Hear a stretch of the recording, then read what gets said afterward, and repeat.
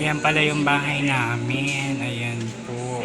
Ayan yung kusina namin, yung ref, yung kwarto. Simpleng bahay lang meron po kami. Ayan. Ayan yung bahay ng mga magulang ko.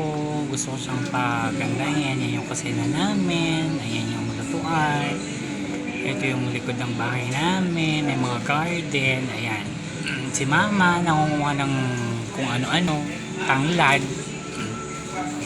Ay yung baboy namin. Ayan. Yung baboy ramo namin na alaga ni Mother Lou. Ayan po, alam mo naman ang buhay sa probinsya. Napakasaya si mama kumuha ng gabi. Ayan, hi mama. Sipag-sipag ng nanay ko sa 78 years old. Ayan. Kumuha siya ng magugulay namin ngayong umaga. Ayan. Diba ang ganda, ang sarap ng buhay probinsya.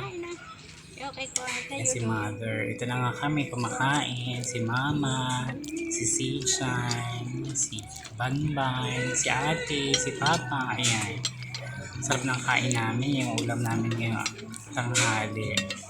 Ang sarap ng buhay probinsya. Ayan po mga kaibigan. Sarap, diba? Mapasaya mo lang mga family mo. Goods na.